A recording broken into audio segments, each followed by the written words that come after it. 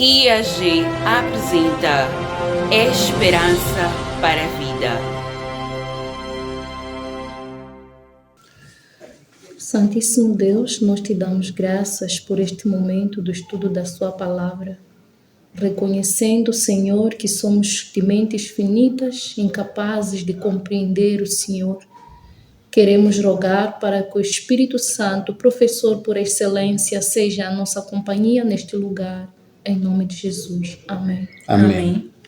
Saudações a todos que nos acompanham neste que é o vosso canal IAG Moçambique e de forma especial no nosso programa Esperança para a Vida. Programa este do estudo semanal da lição da Escola Sabatina. E hoje, para estudarmos a lição número 12, contamos com a presença de duas convidadas. Estamos a falar da irmã Adelina Mutemba e da nossa irmã Leta Zandamela. A irmã Adelina Mutemba, seja bem-vinda. Pode saudar aos irmãos que nos acompanham do outro lado. Muito obrigada, bom dia. Muito obrigada, queridos internautas. É um prazer estar aqui convosco. Espero que esta lição seja de maior proveito para todos nós. Amém. De igual forma, temos a presença da irmã Leta Zandamela. Pode saudar aos irmãos que nos acompanham. Bom dia a todos e agradecer também pela oportunidade que me foi concedida para cá estar. Amém. Então, hoje nós vamos estar a estudar a lição número 12, que tem como tema Deus é fiel. Então, é uma lição muito importante e muito interessante, pois vai nos mostrar a fidelidade do nosso Deus. E o verso para memorizar se encontra no livro de Josué, capítulo 21, o versículo 45. Lemos o seguinte: nenhuma promessa falhou de todas as boas palavras que o Senhor havia falado à casa de Israel. Tudo se cumpriu. Isto, queridos irmãos, é uma notícia muito maravilhosa, por saber que tudo que Deus promete, Ele cumpre. E o autor aqui na introdução nos traz essa ilustração através dessa imagem onde nós vimos duas alianças que vão representar aquilo que é a fidelidade de Deus para com seu povo. E nós encontramos uma pessoa que atravessa a meta, mostrando um cristão que consegue, pela perseverança, alcançar aquilo que é a promessa que Deus fez, de nos dar um sítio, uma terra nova, um céu novo, uma terra prometida onde habita a justiça. Então nós precisamos cortar esta meta nessa jornada cristã, onde nós trilhamos neste mundo, onde há muitas dificuldades, mas acima de tudo as promessas de Deus vão nos fortalecendo para que nós possamos alcançar aquilo que é o nosso alvo. Não sei se as irmãs gostariam de dizer alguma coisa, sobretudo sobre este tema, Deus é fiel. O que é que nós podemos dizer sobre a fidelidade de Deus? Esse tema é muito interessante, a fidelidade de Deus. O que eu queria referir em primeiro lugar é que normalmente quando os mais velhos se apercebem que estão cansados e que estão prestes a partir, eles têm tido a tendência de convocar as pessoas mais importantes da sua família para uma reunião. Nessa mesma reunião, eles realizam um discurso consistindo primeiro em elucidar a todas essas pessoas importantes o quanto a sua convivência foi muito boa quando ainda tinham força e tinham vigor. E ainda assim, esse discurso consiste em dar instruções de como eles vão continuar a viver enquanto ele não estiver em vida. Então, não foi diferente com o grande líder Josué. Nós percebemos que o Josué não fugiu à regra. Ele convocou todo o povo de Israel, os anciãos, os líderes, os presbíteros, para uma grande reunião. E ele realizou os seus grandes discursos, nos termos do capítulo 23 e 24 do livro de Josué.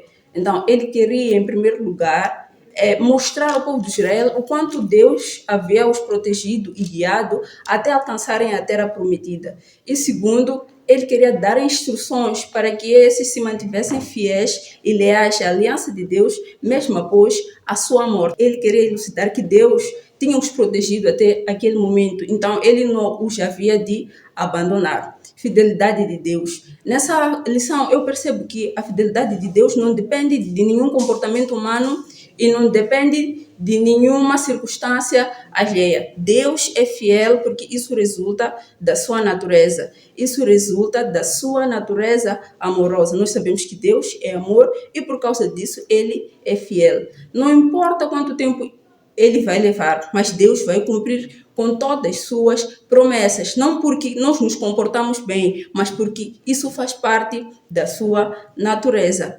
Ainda assim, percebo que quando o povo de Israel alcança ou conquista a terra prometida, nós percebemos que a vitória não deve ser atribuída ao povo de Israel, e sim deve ser atribuída a Deus. Ele é quem prometeu e foi Ele quem cumpriu. Então, o sujeito é Deus. E quando nós abrimos o livro de Josué, capítulo 21, versículo 43 a 45, nós percebemos que Deus prometeu a terra prometida aos antepassados do povo do tempo de Josué. E nós sabemos que essa promessa já existia já há muito tempo, foi dada ao próprio Abraão, ao Jacó, ao Moisés, mas só veio a se efetivar no tempo de Josué. Então, não importa quanto tempo isto leve, Deus vai cumprir, porque Ele é fiel. Isso faz parte da sua natureza e não porque o ser humano é bom, merecia ou ele é excepcional.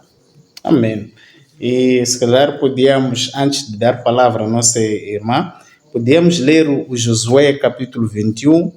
Vamos ler aqui o versículo 43 até 45. Depois vamos dar a palavra à nossa irmã dela para tecer algum comentário. No livro de Josué capítulo 21, lemos o seguinte no versículo 43.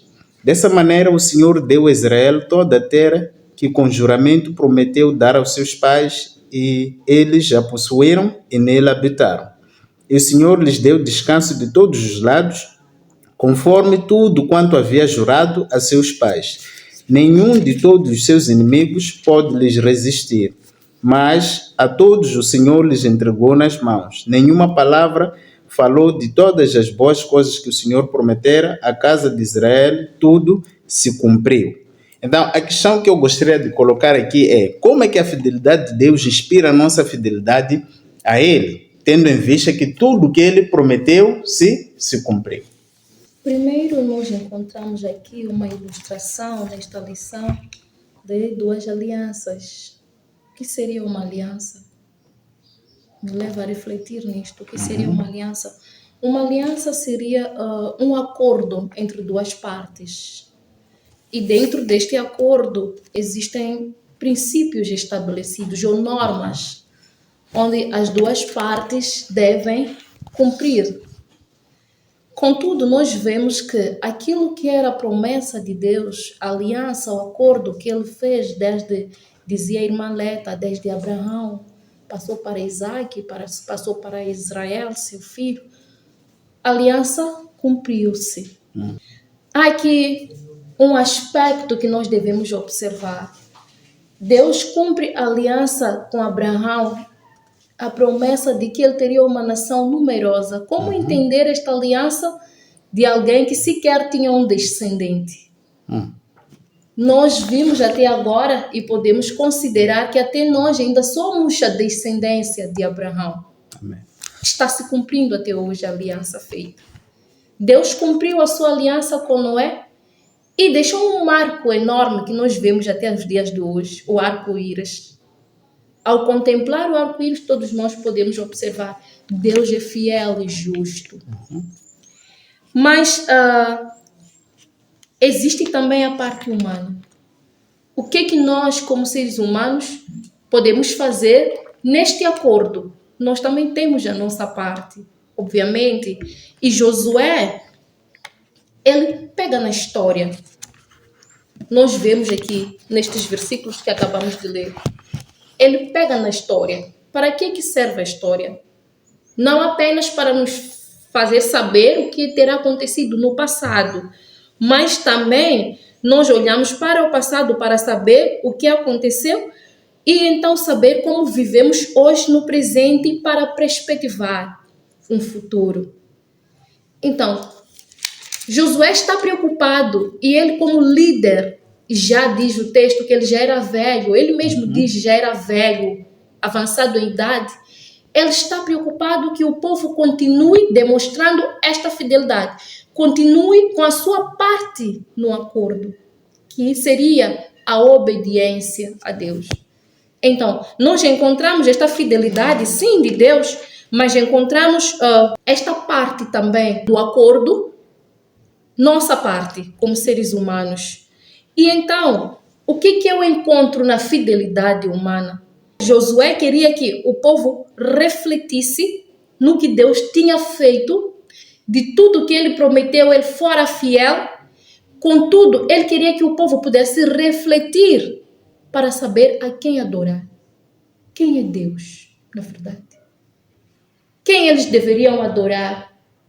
Porque nós percebemos que eles estavam cercados de povos idólatras. E manter a sua fidelidade dependeria deles entenderem que todas as vitórias que Deus lhes deu, na verdade, não eram vitórias bélicas, mas eram vitórias espirituais. E só mantendo a sua parte no acordo, sendo fiel, é que eles continuariam vitoriosos.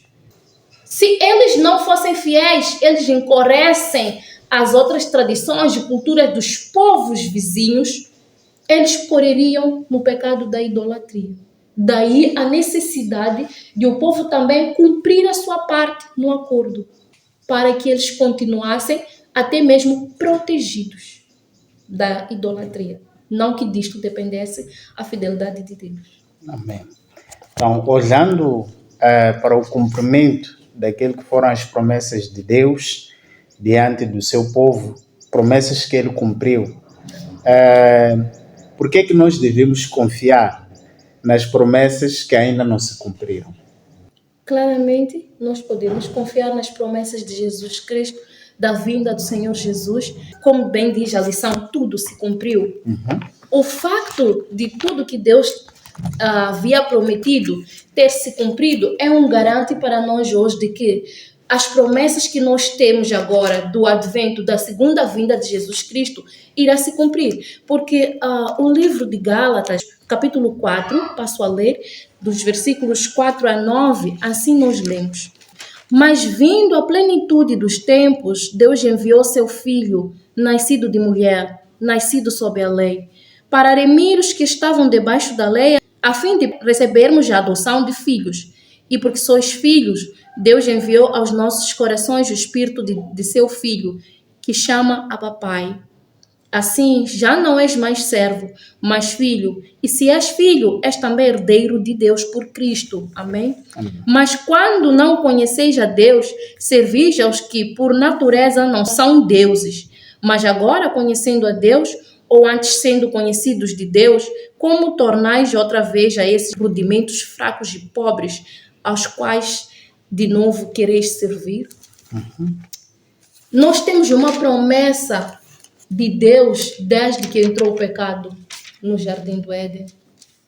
Deus promete a Eva que haveria um Salvador. Tanto é que quando Eva tem o seu primeiro filho, ela dá o nome que ela pensando que o filho seria o Salvador. Esta promessa vive desde os tempos dos nossos pais. Mas a palavra que nós lemos aqui no versículo 4 diz: vindo à plenitude dos tempos, Cristo nasceu.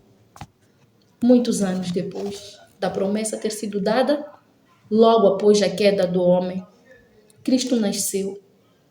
E depois de Cristo haver nascido, nós sabíamos que Cristo teria de sofrer aflições neste mundo, ele teria de salvar a humanidade.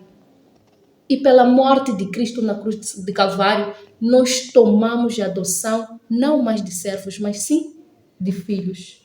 E como filhos, nós aguardamos esta promessa e temos a certeza que ela se cumprirá. Chegará também o dia onde eu e o irmão receberemos a Cristo nas nuvens. Não sabemos o dia, não sabemos a hora. Mas nós temos, segundo a palavra, evidências. Quando nós vamos ao livro de Mateus, Jesus Cristo falou do que haveria de suceder no mundo antes da sua vinda. E nós vemos essas coisas acontecerem hoje. São as guerras, a fome, as pestilências. Mas há uma coisa que Cristo deixou como recomendação de que seria a última coisa antes do advento de Cristo. A pregação massiva do Evangelho. Amém. Hoje, nós vemos muita informação, não muito conhecimento. Então, nós, como seus filhos, precisamos nos apoderar, como diz o livro de Isaías, capítulo 27, Versículo 5. Amém. Assim lemos: ó que se apodere da minha força e faça paz comigo. Sim, que faça paz comigo. Então, o convite para nós, o convite para si, querido irmão, é que nós possamos nos apoderar da força de Deus. Para pregarmos o Evangelho com conhecimento, adorarmos a Deus de uma forma racional, é necessário que nós possamos nos apoderar da força de Deus. Precisamos do Espírito Santo para nos fazer saber o que é certo e o que é errado. Existe muita informação, mas pouco conhecimento.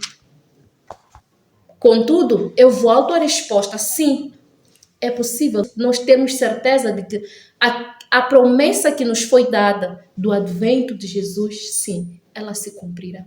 Amém. Interessante o que a irmã acabou de falar. E só para dar um acréscimo, eu gostaria de dizer que nós devemos analisar o passado, como ela disse, para perspectivar o futuro. Então, nós aqui temos a nossa Santa Bíblia, percebemos que houve várias promessas por parte de Deus e as mesmas foram efetivadas. Então, por que agora seria diferente? Nós hoje estamos aqui como seres humanos atuais, lemos as Sagradas Escrituras, vemos que Deus prometeu muitas coisas ao povo e Ele cumpriu. E por que nós devíamos agora ter um descrédito quanto às Sagradas Escrituras? Deus é fiel, Ele foi fiel ontem, Ele é fiel hoje e sempre será fiel. Então, não podemos desacreditar que Jesus Cristo virá. E mais, nós percebemos que nós somos salvos pela graça e não somos salvos pelas obras. Percebemos ainda assim que é a fé que nos conduz nessa grande jornada. Quando Jesus Cristo, Ele nasce, percebemos que houve um profeta 700 anos antes que prescreveu o nascimento de Jesus Cristo. A Bíblia hoje refere que Jesus Cristo virá e nós temos de ter essa crença, temos de acreditar, temos que ter um grande vigor quanto a essa grande notícia, porque Jesus Cristo, Ele nasceu, Ele morreu na cruz, Ele ressuscitou e ascendeu aos céus. E hoje Ele promete nos buscar para termos uma vida perfeita, para gozar daquela que é a vida eterna. Então não temos do que temer. Josué elucidou algo muito interessante ao povo. Nós percebemos que o povo de Israel tinha conquistado, tinha tomado posse da maior parte da terra prometida, mas ainda existia certos povos que ainda precisavam ser conquistados, haver uma efetivação da sua conquista. Então, Josué disse para eles que Deus os havia conduzido, os havia protegido para adquirir a maior parte da terra que eles já haviam conquistado. Então, não seria diferente com o que restava. O que eles precisavam fazer é se manterem obedientes àquela que era a aliança de Deus. Então, o que nós devemos fazer hoje em dia não é só acreditar que Jesus Cristo virá, não é viver com a máxima certeza absoluta que Jesus Cristo virá, mas acima de tudo nós devemos nos manter obedientes àquela que é a aliança de Deus. Temos Amém. também de ser fiéis, tal Amém. como a irmã disse. Algo que eu gostaria de enfatizar no comentário da irmã Leta, ela dizia: nós devemos ter a certeza de que Jesus virá. O livro Eventos Finais, a irmã White, ela diz que muitos até fazem sermões muito bonitos sobre a vinda de Jesus. Falamos sobre a vinda de Jesus, mas será que acreditamos que Jesus realmente vem?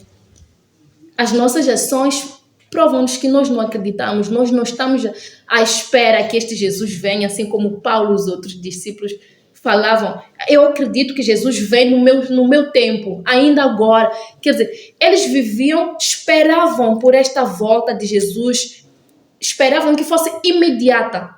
Nós, nos nossos planos, na nossa vivência, ainda dissemos: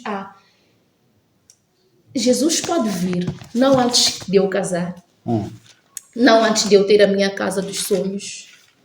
A nossa vivência mostra que nós até sabemos que Jesus vem. mas não acreditamos nesta volta de Jesus. Então, o convite aqui é que, mais do que nós termos a certeza, nós sabemos que Jesus volta, nós ouvimos pelas escrituras que Jesus volta, nós temos esta certeza que ele realmente volta. O que esta certeza de que ele volta nos leva a fazer? Nos leva a viver uma vida como que Jesus fosse voltar agora, fosse voltar hoje. A salvação é hoje. Hoje, se ouvirdes a minha voz, não endureças o seu coração. Amém. Abra para que eu faça parte, venha cear consigo. Porque a salvação é hoje. Querido irmão que está em casa, querido internauta, viva na certeza de que Cristo volta, não amanhã, mas hoje. E tome a sua vida como que Cristo volte realmente hoje. Por isso que somos chamados a ser pacientes, estarmos firmes nas promessas de Jesus. Porque a maior promessa que nós encontramos na palavra de Deus é realmente da segunda vinda de nosso Senhor Jesus Cristo. Sem essa promessa, sem um cumprimento dessa promessa, não há esperança até para aqueles que dormem e aguardam pela primeira ressurreição. Podemos ir na segunda epístola de Pedro, capítulo 3. Encontramos aquilo que acontece hoje em dia na nossa sociedade, onde muitos zombam e questionam cadê a promessa da vinda do Messias, porque desde o passado nós ouvimos a pregação sobre o cumprimento desta promessa.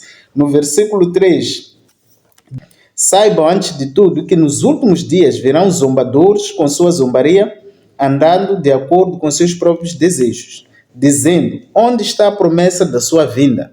Porque desde que os pais morreram, todas as coisas permanecem como desde o princípio.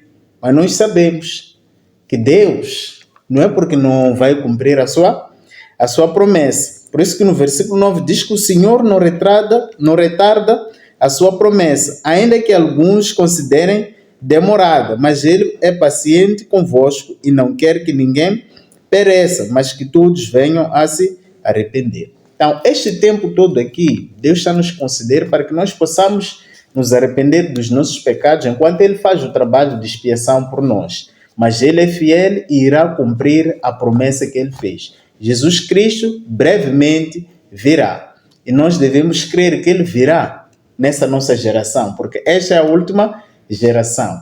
Nós temos que ter a paciência e temos que ter a fé que nem do Enoque, o sétimo, depois de Adão, que ele já cria no cumprimento da promessa da segunda vinda de Jesus Cristo. Quando lemos o livro de Judas, nós vimos que ele já pregava, anunciava a segunda vinda de Jesus Cristo em glória com seus santos anjos. Mas estamos a dizer que era antes do cumprimento da primeira vinda, mas esse homem já ansiava, não é? Contemplava a segunda vinda de Jesus Cristo. Para dizer que nós também devemos sim acreditar que Deus cumprirá as promessas que ainda não se cumpriram, porque não temos nada a temer quanto ao futuro, a menos que nos esqueçamos do caminho pelo qual Deus tem nos conduzido desde o passado. Se Ele cumpriu no passado, Ele irá cumprir no presente, irá cumprir no futuro. Por isso que aqui o autor acaba dizendo que todo o sucesso, no penúltimo parágrafo da lição, diz que todo o sucesso de Israel deveria ser atribuído exclusivamente à iniciativa divina e à confiabilidade de Deus. Então, nós precisamos confiar em nosso Deus, porque Ele é fiel e irá cumprir tudo que Ele prometeu. Mas no meio do cumprimento daquilo que Deus prometeu, surgem sinais de preocupações. Temos um sinal de preocupação. Quando nós olhamos aqui nesta lição, qual terá sido esse sinal de preocupação na lição da segunda-feira? O autor nos traz esse tema, sinal de preocupação. O que nós podemos dizer sobre esta lição e que lições podemos extrair desta lição? Primeiro, eu gostaria de dizer que se o líder Josué mostra um sinal de preocupação é porque ele está consciencializado de que o sucesso não é automático. Amém. O sucesso, ele está sempre ligado à obediência à palavra de Deus. Ele olha para o povo, olha para o passado, como o povo terá falhado até ficar 40 anos no deserto. Olha quantas foram as pessoas que entraram na terra prometida. A geração passada pereceu no deserto. E ele se preocupa porque não quer que esta nova geração também, não cumprindo fielmente a sua parte no acordo, possa perecer. Esta é que era a grande preocupação deste líder Josué. A preocupação para que o povo pudesse continuar perseverando na mesma dependência de Deus para continuar as suas conquistas. Nós vemos aqui no capítulo 23, versículo 1 a 5, Josué, ele queria que o povo se lembrasse dos feitos de Deus, mas também que eles cumprissem a sua parte no acordo. Uma analogia que nós podemos aqui fazer é: nós hoje temos a certeza de que Jesus virá. Não temos esta certeza? Temos. Nós temos a certeza de que o dia que nós confessamos Cristo como nosso Salvador, a partir daquele momento somos salvos. Não temos esta certeza? Mas uma vez salvos, salvos para sempre? Não. Precisamos manter a nossa parte para nos mantermos também salvos. Há aqui o aspecto de continuidade na dependência para eu me manter salvo. Esta continuidade de dependência que Josué queria que o povo pudesse se lembrar. Se lembrar que o sucesso não provinha deles, provinha de Deus, e ele não é automático. Ele provinha da obediência. Um exemplo clássico nós vemos: o povo não obedeceu, foi tomado do anátema ou Acã. O que aconteceu? Todo o povo pereceu. Existe esta questão também do individual sendo levado para o coletivo e do coletivo para o individual. Então, nós como um povo temos uma responsabilidade, mas de forma individual também temos uma responsabilidade. É importante que nós entendamos que a guerra pela qual o povo de Israel estava a passar não era uma guerra física ou meramente militar, mas sim era uma guerra espiritual. Então, tudo quanto é espiritual precisa ser resolvido espiritualmente. Nós falamos aqui das nações que ainda existiam, essas nações que eram idólatras, nações essas que eram pagãs, o que quer dizer que, de certa forma, essas nações poderiam influenciar, sob o ponto de vista negativo, ao povo de Israel. Então, é aí onde surge o sinal de preocupação. Mas Josué traz aí uma solução. Ilustres, aqui há uma grande preocupação, mas não é uma preocupação num todo. Não precisam também ficar preocupados. Há uma preocupação, mas também não precisam ficar preocupados, porque Deus vos guiou, Deus esteve conosco até aqui. Então, para o que resta, Ele também nos vai ajudar. Mas há uma grande necessidade aqui. O Josué chama a colação a um elemento muito interessante, que é a questão da obediência. Era necessário que o povo se mantivesse obediente à aliança de Deus para que houvesse sucesso. Afinal de contas, o sucesso estava garantido mediante a sua obediência, porque era uma guerra espiritual e não uma guerra militar. Então, não era sobre os seus recursos, não era sobre a sua força militar ou a sua força bélica, mas, acima de tudo, Deus queria mostrar que Ele era poderoso às outras nações. Então, de que forma nós podemos levar essa questão aos nossos dias de hoje? De que forma nós podemos colocar isto em prática? O que acontece, irmãos, é que a nossa luta hoje em dia não é contra o irmão Cipriano. A minha luta não é contra a irmã Xixi que fofocou ao meu respeito ou falou mal de mim. A nossa luta hoje é contra os grandes dominadores do mundo das trevas. Nós temos de lutar contra Satanás, temos de lutar contra o pecado, temos que lutar contra os demônios. Mas, irmãos, costuma-se dizer que depois do poder divino, o maior é o diabólico. Então, nós não temos força alguma para lutar contra o diabo. Assim sendo, só podemos nos aliar a uma pessoa poderosa, a mais poderosa do mundo, que é Deus. Então, hoje nós temos que lutar contra o pecado e não lutar contra o irmão, porque a nossa luta não é física, a nossa luta não é carnal, é, acima de tudo, espiritual. Muitas vezes, nós, como jovens, como irmãos da igreja, queremos vencer o pecado, mas não queremos obedecer. Vejo aqui uma necessidade de colocar Deus em primeiro lugar e, segundo, nos juntarmos àquela que é a lei de Deus. Então, não temos como vencer o adultério, o roubo, a mentira, a fofoca, se estivermos ligados àquela que é a palavra de Deus e sem sermos obedientes à palavra de Deus. Amém. No último parágrafo, o autor diz que as vitórias dos israelitas não podiam ser atribuídas à sua força, estratégia. Da mesma forma, a vitória espiritual sobre o pecado e a tentação foi garantida por meio do sacrifício da ressurreição de Jesus Cristo. Mas o povo de Deus hoje precisa contar constantemente com os suprimentos espirituais concedidos pelo Espírito Santo para viver uma vida triunfante. Então, realmente, nós precisamos nos ligar a Jesus Cristo para que nós possamos ter essa experiência que Josué teve de ver Deus a lutar as batalhas pelo seu povo. Então, Deus é que deve ser a pessoa que luta por nós, se assim nós o permitirmos, no sentido de sermos obedientes à sua vontade, à sua palavra e nos revestirmos da sua armadura. Mas o fato de Deus lutar por nós não significa que nós ficamos ociosos, sem nada para fazer. Há uma parte que compete ao homem fazer e Deus fará a parte dele. Gostaria que lêssemos o capítulo 23 do livro de Josué, porque quando nós olhamos para esse capítulo 23, de 1 a 5, nós vimos Josué que se despede do seu povo, sabendo que a hora da sua morte já havia chegado.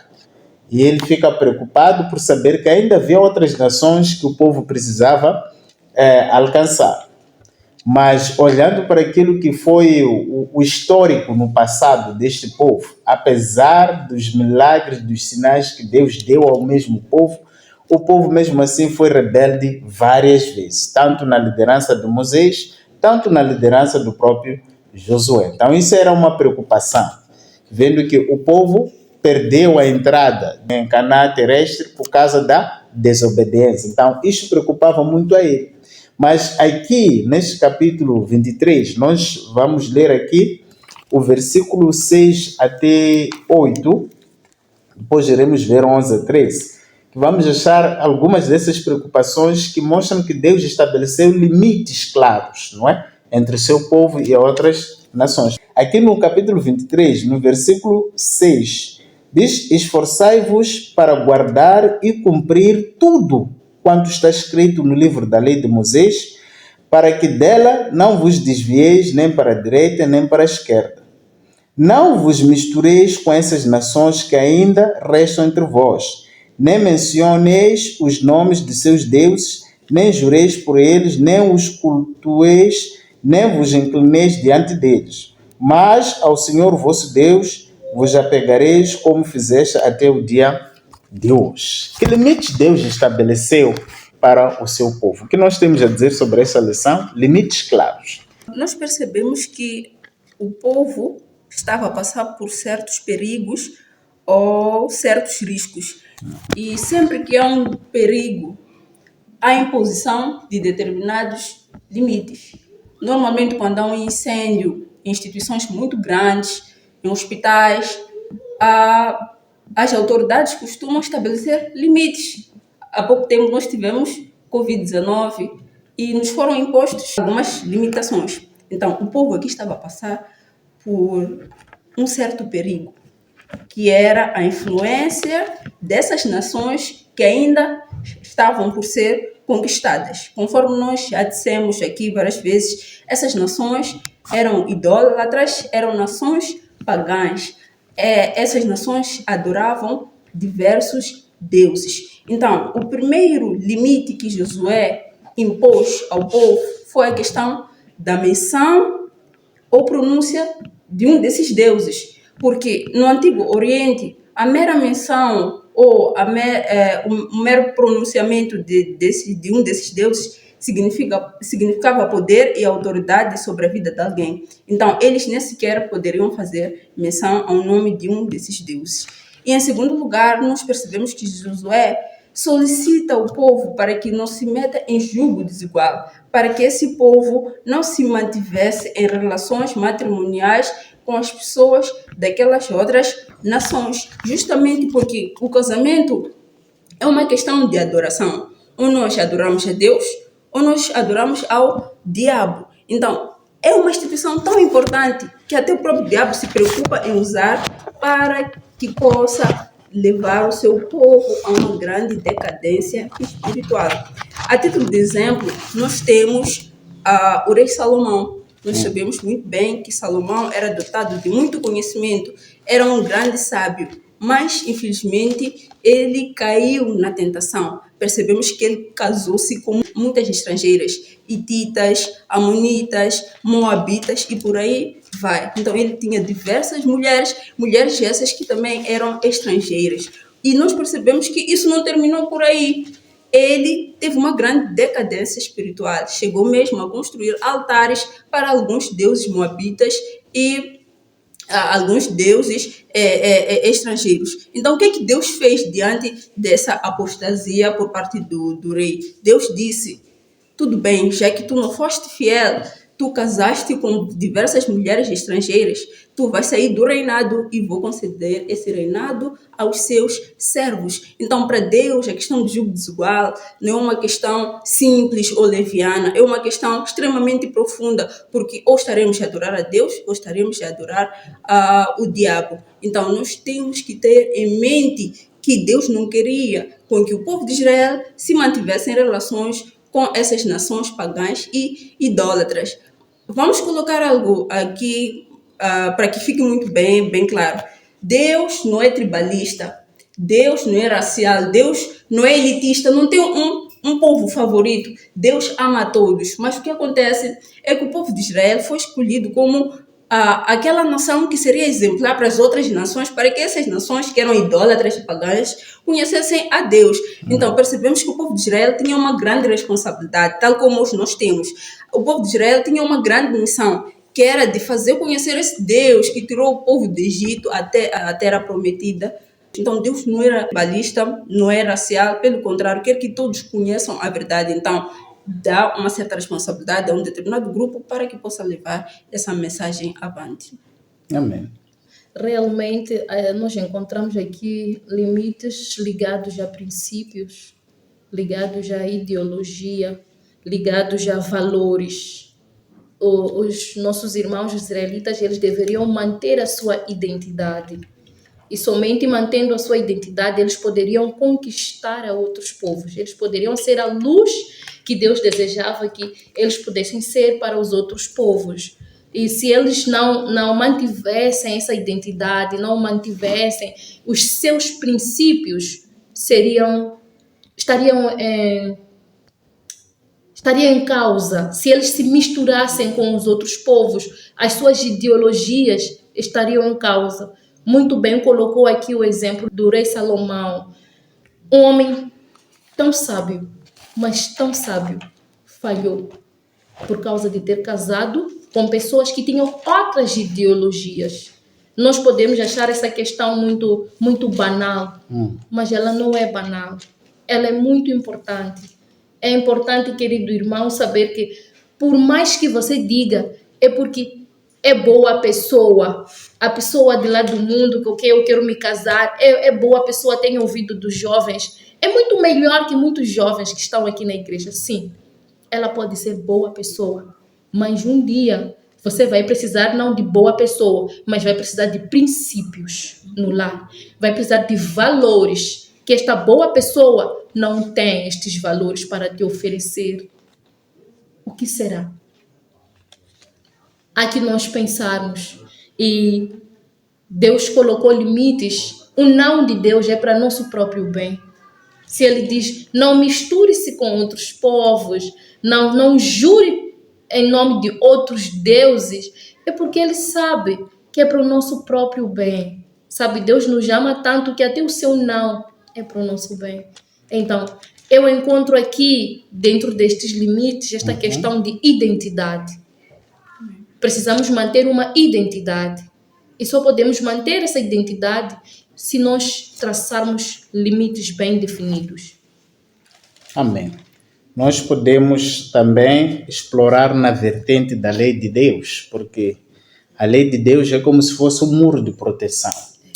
Quando Deus nos concede a sua lei, é para nos proteger, não é para digamos, retirar a nossa liberdade. Ele nos concede a nossa liberdade, mas a lei nos protege. Então, a lei também funciona como um limite claro entre o que é justo e o que não é justo, entre a justiça e o pecado. A lei também funciona como este limite claro, que muitas das vezes, no nosso tempo em que nós vivemos, as pessoas acabam, digamos, não observando esses limites. Que a lei... Substituem a lei pela graça. Exatamente. Existe a graça, então não precisamos cumprir a lei.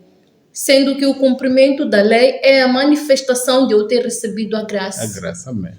Então, este é um dos maiores problemas que nós temos nos dias atuais, porque Deus estabeleceu a sua lei como um muro de proteção para nos proteger dessa infidelidade a Ele, da idolatria, por aí em diante. Então, quando nós olhamos como povo de Deus, como adventistas do sétimo dia, hoje somos chamados a ser aquelas pessoas que observam a lei de Deus, aquelas pessoas que conseguem transmitir a importância da observância desta lei de Deus, porque ela vai servir de um limite claro entre os justos e os ímpios.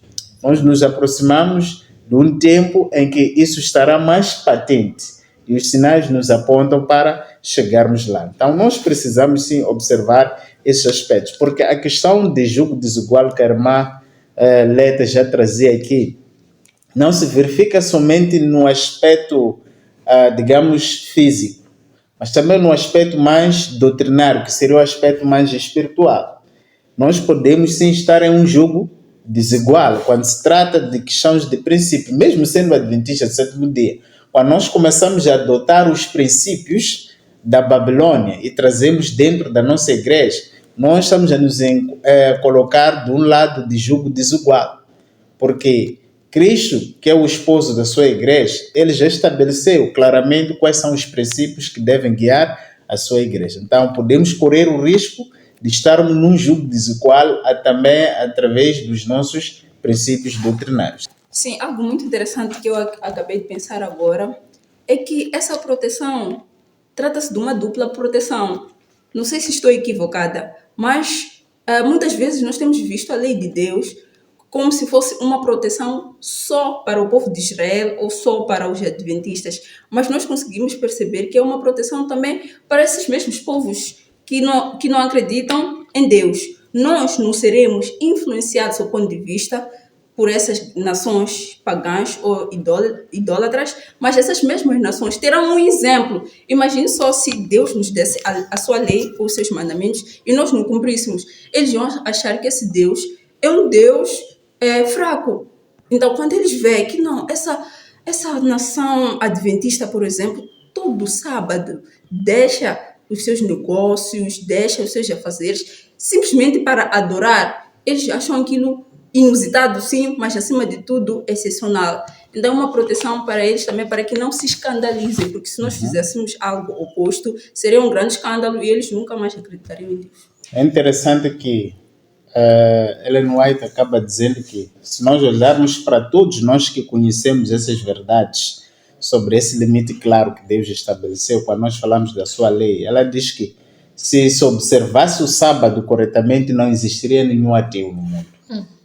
Então nós temos que parar e pensar até que ponto a observância do sábado corretamente vai ter um impacto nas pessoas que estão ao nosso redor ou no mundo em geral, ao ponto de não existir nem sequer um ateu. Ou seja, todos serão levados a adorar ao Criador dos céus e da terra. Não sei se a irmã queria acrescentar mais alguma coisa nesta lição. É verdade, gostaria sim de acrescentar que quando nós observamos a lei, nós nos tornamos um exemplo, e é isto que Josué queria que o povo fosse um exemplo para as outras nações pagãs.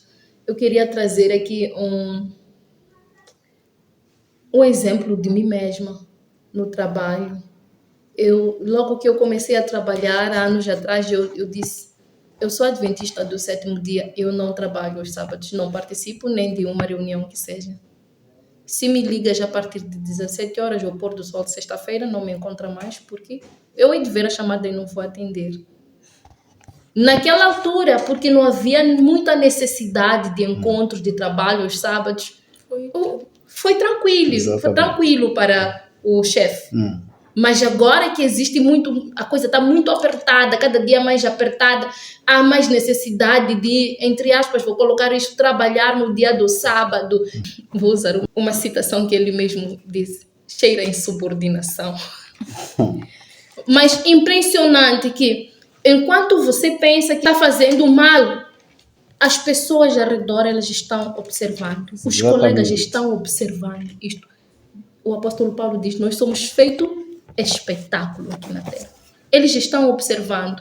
Há situações que depois eles dizem assim, deixem lá ela orar. Vocês não sabem, quando ela ora as coisas acontecem. Então, deixem ela ir à igreja.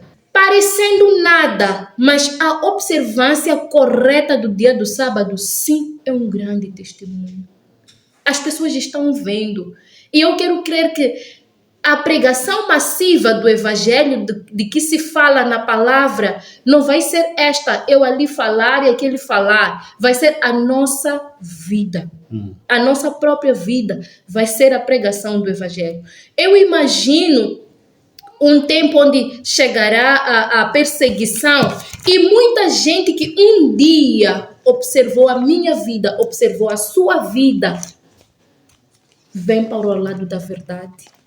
Não porque foi dita alguma palavra sobre a observância da lei de Deus, mas porque ela viu e entendeu que isto é melhor para a sua vida, é melhor, é bom. Então elas virão, estas pessoas virão. É uma questão de tempo. Tem um colega que diz assim, eu gostaria tanto de te convidar a muitos trabalhos, mas infelizmente, ele acha que é infelizmente, você aos sábados não está disponível. Eu já falei a palavra para eles, sabe, é porque no sábado é o dia que mais tem trabalho para mim. Mas quando ele observa a minha vida, ele diz, sabe, eu só estou à espera de um dia, eu virei para o lado da verdade. Amém. Esta é a nossa grande esperança. Eu anseio um dia ver ele no lado da verdade. Amém. Porque ele conhece a verdade, ele aprecia isto e ele vê o quão bonito é. Não é fácil o irmão chegar a desprender-se de bens materiais, de valores que poderia conseguir no dia do sábado para obedecer à lei de Deus. Mas nós também sabemos que o nosso Deus, ele, por sua fidelidade e justiça, nunca deixa um seu filho mendigando o pão. Aquilo que são as nossas reais necessidades, ele supre. Então, eu espero que, pela minha vida, pela sua vida, um dia, as pessoas que observaram venham para o lado da verdade. Amém. Por isso que quando lemos o Mateus, diz que este evangelho será pregado como testemunho, para dizer que não é só palavras, é só testemunho através das nossas ações. De onde vem essa palavra testemunho? Significa mártir. Significa um evangelho vivido. Exatamente. Por isso que quando dizia que haverá um tempo que as pessoas que testemunham, aqueles que observam corretamente aquilo que é a vontade de Deus, vão poder se juntar ao povo de Deus. A primeira coisa que me veio à mente é 1 Reis capítulo 10, falando do próprio Salomão. Porque a rainha de Sabá já vinha ouvindo falar do rei Salomão, mas ela decidiu fazer uma viagem até lá. Quando lemos esse capítulo no versículo 3, porque ela esteve lá, não é? Ela observou tudo, a maneira de adorar, essas coisas aí em casa de Salomão. Agora, ela questiona ao rei Salomão. E no versículo 3, a Bíblia diz que Salomão lhe deu resposta a todas as perguntas. Não houve nada que o rei não lhe soubesse explicar. Foi lá ter com ele, para entender os motivos, a razão, assim como as pessoas se aproximam. Afinal, por que você desperdiça essa oportunidade de trabalhar? Só por causa de sábado você vai sair 12, esse vídeo de manhã vai sair às 12, não é? Então, as pessoas às vezes se aproximam. Não só quando nós abrimos a mão de muitas oportunidades por causa do sábado, isso chama a atenção a certas pessoas que podem vir para poder entender o que está por detrás disso aí. Eu lembro que no mês passado eu fui fazer uma entrevista numa escola lá, dessas internacionais. Então a pessoa viu a questão do sábado, porque eu coloco sempre no meu currículo que é pastor indisponível aos sábados. viu a questão do sábado, disse que aqui na nossa escola nós trabalhamos de segunda a sexta, mas podemos ter alguns encontros, não sempre, aos sábados. Será que você não pode vir participar desses encontros com os encarregados? Eu disse, não, não há possibilidade. Mas o mais engraçado é que depois a pessoa procurou saber os motivos. Isso abriu um espaço para conversarmos sobre a lei de Deus. E ela diz que agora já não estou a tratar entrevista, eu quero compreender mais. Me fala um bocadinho mais sobre esse assunto. E para mim foi uma oportunidade de poder explicar os motivos. Ela até perguntou onde é que surgiu, essas coisas todas. E fui explicando sobre a palavra de Deus. Então, para dizer que o testemunho é muito mais importante do que propriamente abrir a boca e falar palavras. Porque vejamos o verso 4, quando diz que a rainha de Sabá ficou muito impressionada ao ver toda a sabedoria de Salomão, o palácio que havia construído, a comida da sua mesa, o lugar dos seus oficiais, as funções, os trajes dos seus servos, seus copeiros, os sacrifícios que ele oferecia no templo do Senhor, a forma de adorar o Senhor. No versículo 6 depois diz, então ela disse ao rei, era verdade o que ouvi no meu país a respeito dos teus feitos, da tua sabedoria. Porém, eu não acreditava nisso até que vim e meus olhos o viram. Não me contaram nem metade. Tu superaste em sabedoria e bens a fama que ouvi. Então, as pessoas vão chegar para poder confirmar aquilo que ouvem falar sobre os adventistas do sétimo dia. Mas a questão crucial é, será que quando as pessoas se aproximarem para poder ver, vão realmente ver que você é adventista do sétimo dia no verdadeiro sentido ou é adventista no sétimo dia? Porque temos adventistas no sétimo dia, mas temos adventistas do sétimo dia. Os adventistas no sétimo dia só são adventistas no sábado. Mas os adventistas do sétimo dia, todos os dias, toda hora, em qualquer lugar onde estão, são adventistas. Então nós precisamos trazer uma coerência naquilo que nós pregamos, ou seja, a verdade que nós pregamos, ela deve nos santificar. E falando nisso, porque quando nós desobedecemos a lei de Deus, chegará um dia, a Bíblia diz em que Deus estabeleceu para derramar a sua ira, a ira do Senhor. Muitas das vezes, quando nós olhamos para um Deus que se ira, isso chama muita atenção e cria muitas questões. O que é que nós podemos dizer sobre a ira do Senhor e como é que podemos conciliar a ira e o amor de Deus e a justiça de Deus? Como é que nós entendemos essa questão? A ira do Senhor. É interessante que o grande líder Josué, eu gosto muito de usar esse termo líder, porque eu amo muito o clube. Então, no clube nós temos líderes e é incrível saber que essa palavra não surgiu do nada. Exatamente. Tivemos muitos líderes como Moisés, Josué. Então, amo muito usar essa palavra líder. Bem, o líder Josué, ele termina o seu primeiro discurso explicando ao povo o seguinte. Vamos ler o livro de Josué, capítulo 23, versículo 14 a 16. Diz o seguinte: agora estou prestes a ir pelo caminho de toda a terra. Vocês sabem, lá no fundo do coração e da alma, que nenhuma das boas promessas que o Senhor, o seu Deus, fez deixou de cumprir-se. Todas se cumpriram, nenhuma delas falhou. 15.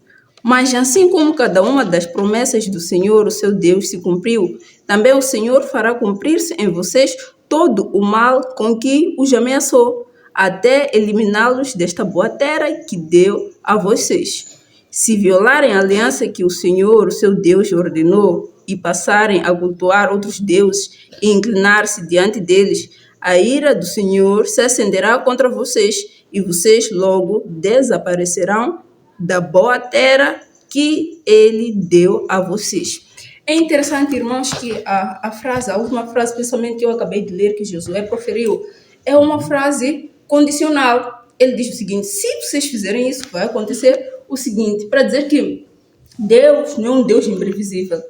Deus não é um Deus arbitrário. Nós sabemos que uma das características principais de Deus é a ordem, é a organização. Então, se o povo se mantivesse distante da aliança de Deus, não obedecesse a Deus e andasse em caminhos obscuros, evidentemente que da mesma forma que Deus havia prometido os proteger e guiá-los, ele haveria de fazer recair sobre eles aquela que é a sua maldição. Então, nós temos que entender aqui que a ira do Senhor é resultante do seu amor. Muitas vezes nós achamos que só porque o nosso pai nos ama, falamos dos nossos pais biológicos, eles não devem nos punir.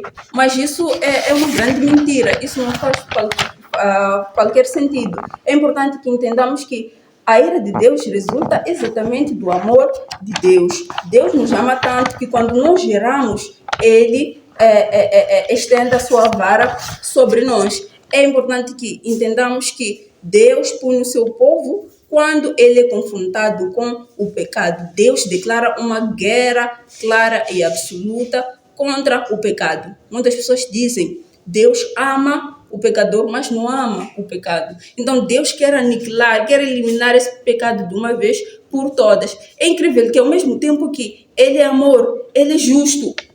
Então, Ele dá, o que é justiça é dar a cada um o que lhe é merecido. Então, hoje em dia, aqui no estado moçambicano, quando nós cometemos um determinado crime, as autoridades aparecem para que possam resolver. Não porque as autoridades nos odeiam, mas nós devemos receber aquilo que nos é merecido. Então, é exatamente assim como funciona a ira de Deus. A ira de Deus não é imprevisível, não é arbitrária, não surge de nada, não é um Deus que zanga por nada. Existe alguma coisa que o ser humano fez que Deus não gostou e por causa disso, para educar e ensinar o seu povo, ele estende a sua vara sobre o povo. É incrível que a mesma destruição que o povo de Israel ouviu que recairia sobre os cananeus, eles ouviram nesses versículos que recairiam sobre eles se não se mantivessem firmes à aliança de Deus. Então, Deus é amor, Deus é justo, Deus manifesta a sua ira quando é confrontado com o pecado, porque Deus abomina o pecado e ama o ser humano que é pecador. Amém. E nos dias de hoje, a questão que não quer calar é que ontem o povo pecava e a ira do Senhor acendia-se e era imediato. Sim. Eu me lembro do episódio do livro de Números, né? Onde enquanto eles iam comendo, antes de mastigar a carne que eles tanto pediam, a ira do Senhor acendeu-se sobre eles. A pergunta hoje é, quanto a nós, que pecamos, é como se Deus estivesse calado. É como se Deus não estivesse observando. Mas nós sabemos que, do mesmo jeito, a ira do Senhor vai se acender no dia final, no dia do juízo final.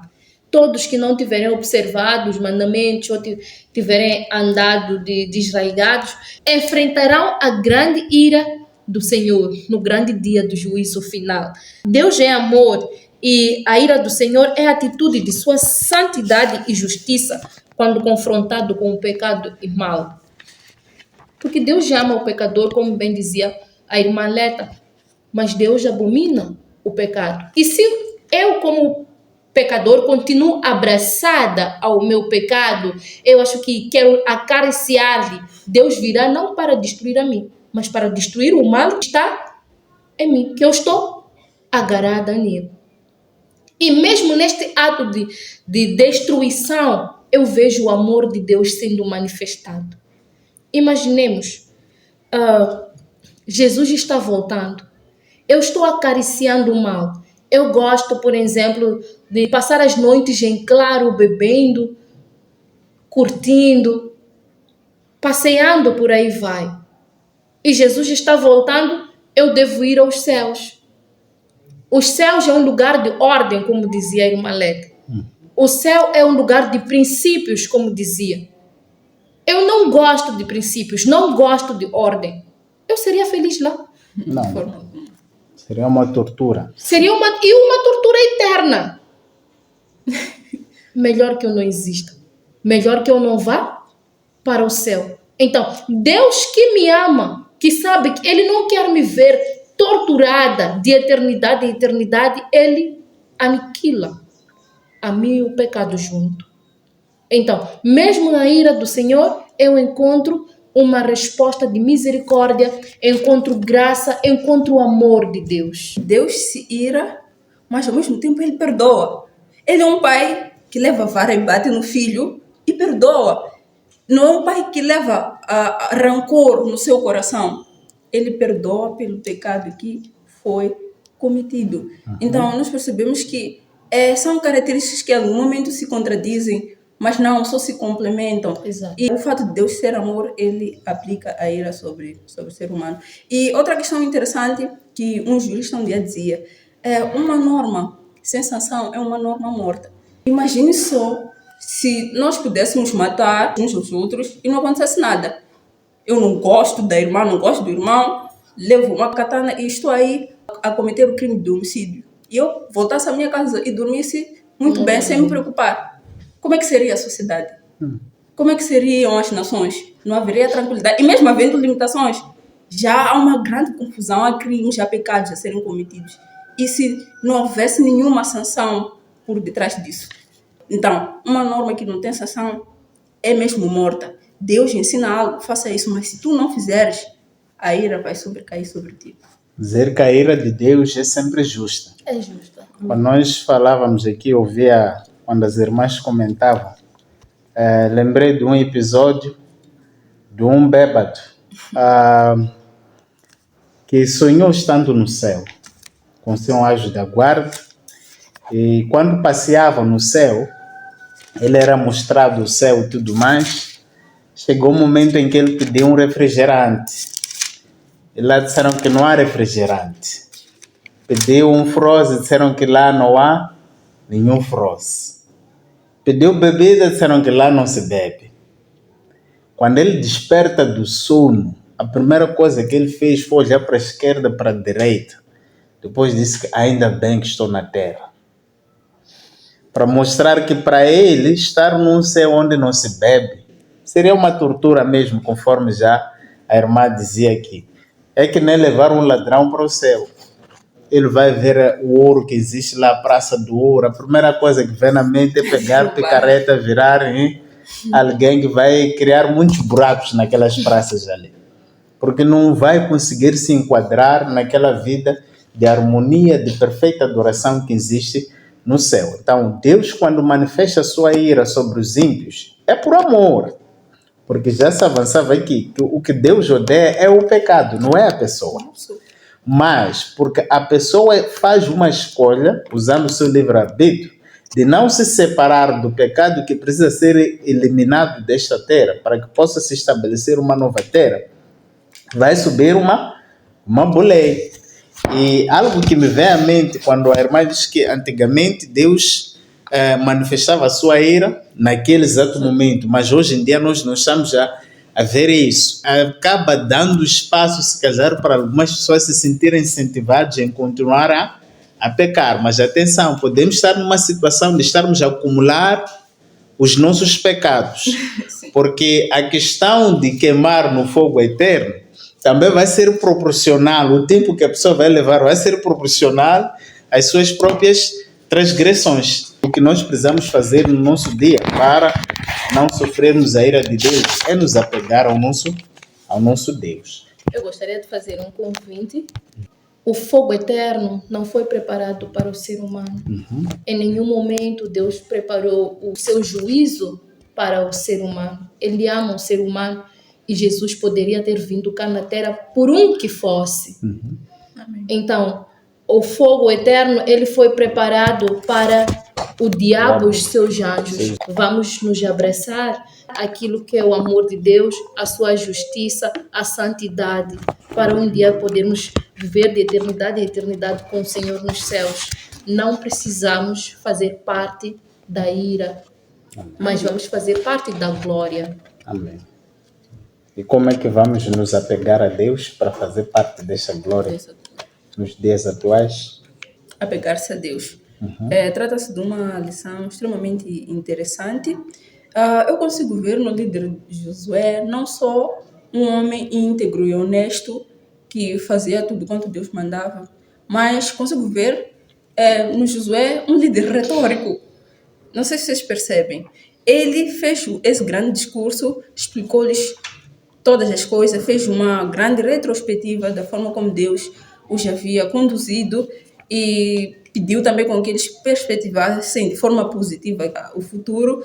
E no final ele pede ou faz uma exortação ao povo para que se apeguem a Deus. No fundo, trata-se de uma lição meramente conclusiva de tudo quanto foi dito no dia de hoje, de tudo quanto nós dissemos desde o início da lição. Hoje, a exortação o apelo é: apeguemos-nos a Deus, vamos nos aliar a Deus. Irmão que está aí em casa, depois de tudo quanto nós falamos, a exortação é essa, o apelo é este: apegue-se a Deus. Junte-te à equipa vencedora. Ninguém quer ser um perdedor. Ninguém quer ser tido como alguém que não pode vencer os seus próprios fracassos. Então, alie-se a Deus, aquele que já venceu morrendo na cruz, que enviou seu Filho unigênito para que morresse na cruz. Amém. Temos neste tema, apegue-se a Deus, um convite ao amor a Deus de todo o nosso coração, Exatamente. de todo o nosso entendimento, de toda a nossa alma. É impressionante que a adoração deve ser racional. Eu só vou amar este Deus de todo o meu coração se eu o conheço. Se eu sei quem Ele é. A irmã Leta dizia que já temos uma vantagem. É um Deus vencedor. Infelizmente, estamos numa situação, muitos de nós, em que nós conhecemos a palavra, conhecemos a letra do Gênesis ao Apocalipse. Mas será que conhecemos o Deus da palavra? Deus deixou princípios muito bem claros. Quer ser bem-sucedido? Há princípios estabelecidos. Quer ser inteligente? Há princípios estabelecidos, ligados à saúde alimentar. O que nós comemos tem grande influência sobre a nossa mente. Deus deixou lá princípios do que comer e como comer. Quer ser bem-sucedido no lar, no casamento? Seja Deus a fonte do amor. Então, o apegar-se a Deus parte de nós compreendermos quem é este Deus. É por isso que Josué, primeiro ele apresenta Deus ao povo. Deus é quem luta por vocês. É quem deu as vossas vitórias. Elas não pertencem a vocês, mas pertencem a Deus. O Deus dos vossos pais é aquele que fez o concerto desde o princípio, que disse que vos tiraria da escravidão. Ele faz o mesmo concerto conosco hoje. Quero tirar-vos da escravidão do pecado. Quero que vocês venham à maravilhosa luz. Mas para vocês estarem aqui nesta maravilhosa luz, vocês precisam se apegar a mim. Como então nós poderemos nos apegar a si? Ele nos dá balizas no livro de Efésios. Estas balizas partem desde o relacionamento dentro da família. O apegar-se a Deus, a justiça, a fidelidade de Deus é equiparada ao casamento. Então, se nós temos o casamento, temos o fruto do casamento, que são os filhos, temos um relacionamento aqui dentro da família.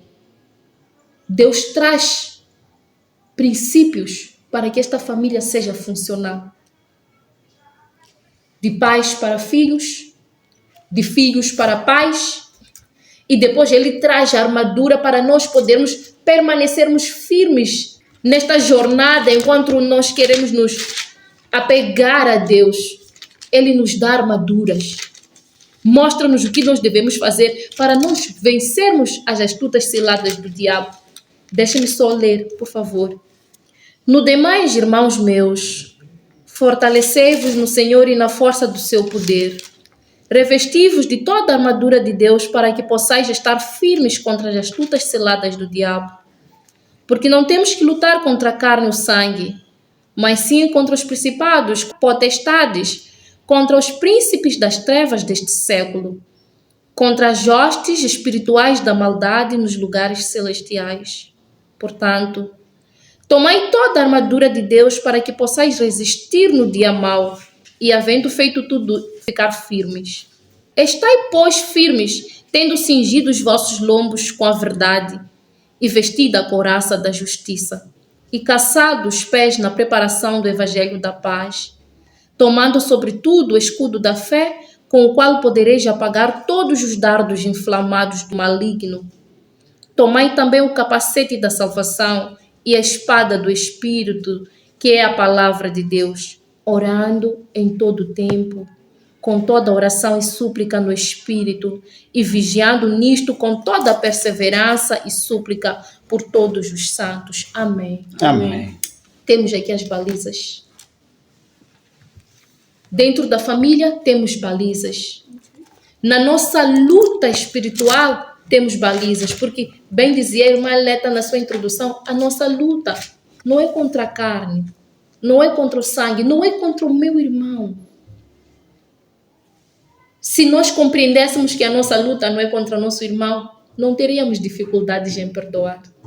Porque compreenderíamos que o irmão que nos fez mal ou ofendeu, não o fez por si. Os espíritos de maldade, eles que conduzem o ser humano à maldade. Então eu compreenderia que esta luta não é contra o meu irmão, não teria dificuldade em perdoar. Amém. Se eu compreendesse as balizas, eu estaria firme, olhando para a palavra, que é o escudo da fé que Deus nos deu. Ali eu me apegaria a este Deus, usando o escudo que Ele mesmo me deu contra o dardo inflamado do inimigo. Ademais, somos convidados a orar em todo o tempo, com toda oração e súplica no Espírito. Como nós podemos orar no Espírito? Muitas vezes as nossas orações são limitadas ao que nós conseguimos compreender de Deus. Muitas vezes compreendemos Deus como um amuleto, então nossa oração vai ser: Senhor, amanheceu, agora me guia ao meu trabalho, agora me guia nos meus estudos. Cadê a adoração? Cadê a adoração? O Senhor é o grande Deus, aquele que dá o sono enquanto os seus filhos descansam e restaura as suas forças. Gratos somos porque temos mais um dia que o Senhor nos dá para a luta. Cadê a adoração? Será Deus apenas um amuleto para o momento das dificuldades, das lutas? Não. Será aquele que nós o adoramos de todo o coração porque nós o conhecemos, o compreendemos. Ali as nossas orações serão orações e súplicas no Espírito, porque nós compreendemos no Espírito quem é Deus. Resumindo, não tem como nós nos apegarmos a este Deus se nós não o conhecemos. Não nos valeria de nada conhecermos a letra, a palavra do Gênesis ao Apocalipse, se não conhecemos o dono da palavra. Amém. Se não conhecemos o dono da letra.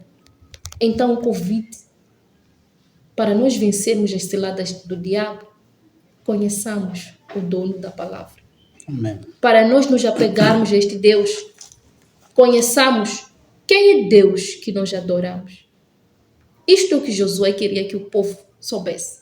Quem é o Deus que vocês adoram? Amém.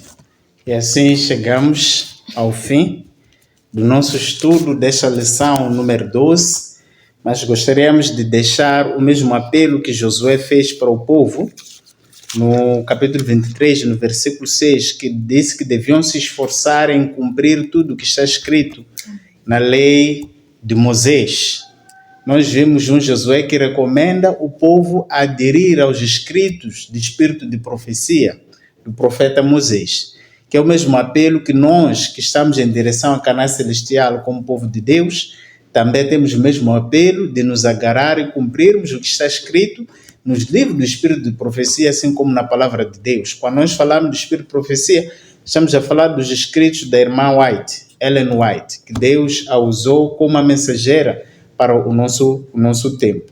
E Tiago, capítulo 5, versículo 7, diz que, portanto, irmãos, sedem pacientes até a vinda do Senhor. O lavrador espera o precioso fruto da terra, aguardando-o com paciência até que receba as primeiras e as últimas chuvas. Então, enquanto nós aguardamos o cumprimento da promessa de Jesus Cristo, nós precisamos receber a chuva seródia. Nós temos a chuva seródia, temos a chuva temporal. nós precisamos do derramamento do Espírito Santo, mas somos chamados a sermos pacientes e aguardando essa vinda de Jesus. Então, sede vós também, pacientes, fortalecei o coração, porque a vinda do Senhor está próxima. A vinda do nosso Senhor, queridos irmãos, está próxima. Então, que nós possamos nos preparar e desde já vou abrir espaço para as duas irmãs deixarem as últimas considerações. Irmã Leda? Bem, eu não tenho muito a dizer, tudo já foi dito. Só tenho a agradecer pelo convite que me foi concedido para cá estar. Tenho visto grandes doutrinários aqui a debruçarem sobre diversos assuntos. Estar aqui para mim é uma grande honra.